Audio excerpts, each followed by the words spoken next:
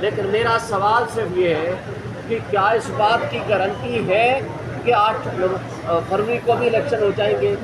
اس لیے کہ پچھلی 6 تاریخوں پہ کسی ایک تاریخ پہ بھی الیکشن کمیشن نے اور پی ٹی ایم کی جماعتوں نے اور کیئر ٹیکرز نے اپنے آپ کو تیار نہیں کیا اس الیکشنز کے لیے۔ نواز شریف اور پی ایم ایل این کے لیے سارے ریاستی ادارے باندھی بن کے کھڑے ہوئے ہیں کہ انعقاد کے متعلق نوٹیفیکیشن ہونے جا رہا ہے، لیکن یہ خوش آئندی ایکچولی خوش آئند بات نہیں ہے۔ یہ ہمارے لیے ایک شرم کا مقام ہے کہ ہم ایک خود مختار ریاست ہونے کے ساتھ ساتھ، ایک آئینی حکومت ہونے کے ساتھ ساتھ، ایک آئینی حکمرانی کا حق جتلانے کے ساتھ آج کے بعد نا یہ جگہ میری ہے، مختص ہو گئی ہے، میں ادھر رجسٹر کروانی ہے اپنا۔ آئین کاغذوں میں موجود ہے لیکن معطل ہو چکا ہے۔ آج بنیادی پشتون اردو یار آئین کے اندر لکھے ہوئے کاغذوں میں موجود ہے لیکن معطل ہو چکے ہیں۔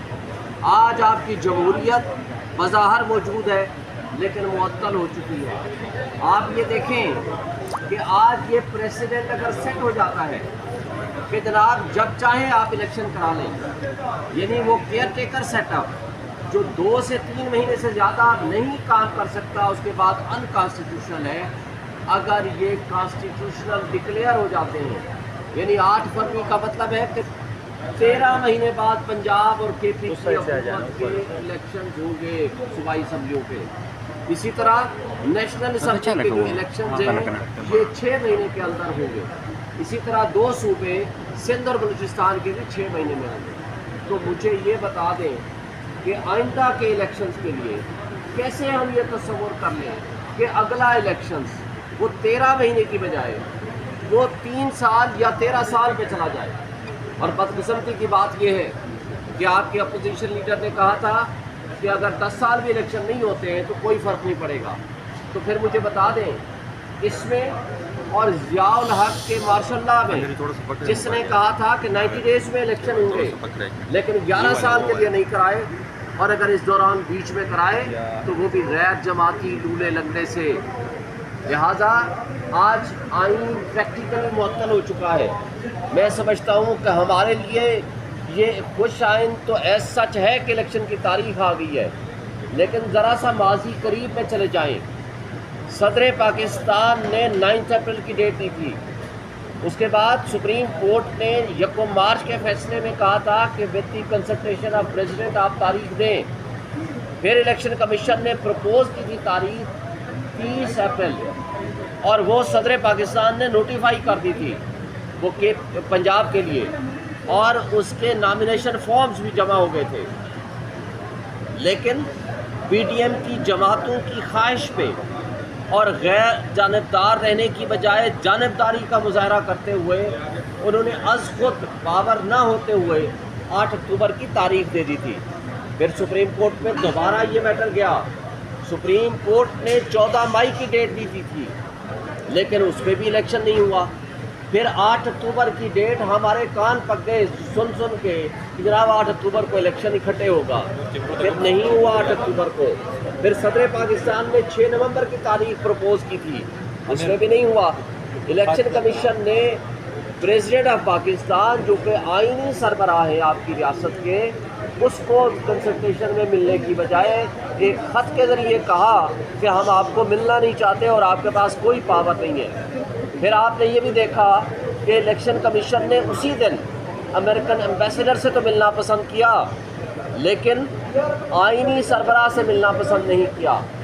اور اس کے بعد کیا ہوتا ہے، آپ نے دیکھا کہ الیکشن کمیشن نے کہا کہ جناب جنوری میں الیکشن ہوں گے، پھر جنوری کی بجائے اب 8 فروری کی تاریخ بالآخر ان کے درمیان طے ہو گئی ہے۔ لیکن میرا سوال صرف یہ ہے کہ کیا اس بات کی گارنٹی ہے کہ 8 فروری کو بھی الیکشن ہو جائیں گے؟ اس لیے کہ پچھلی 6 تاریخوں پہ کسی ایک تاریخ پہ بھی الیکشن کمیشن نے اور پی ٹی ایم کی جماعتوں نے اور کیئر ٹیکرز نے اپنے آپ کو تیار نہیں کیا اس الیکشنز کے لیے۔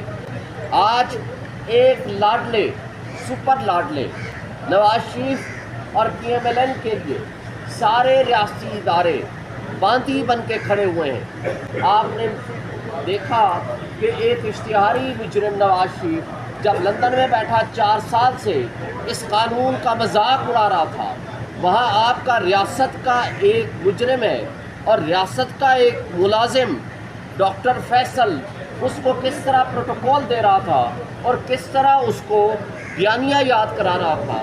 سوال یہ پیدا ہوتا ہے، کیا یہ کیئر ٹیکرز کے کہنے پہ کر رہا تھا یا مقتدر طبقوں اور حلقوں کے کہنے پہ کر رہا تھا؟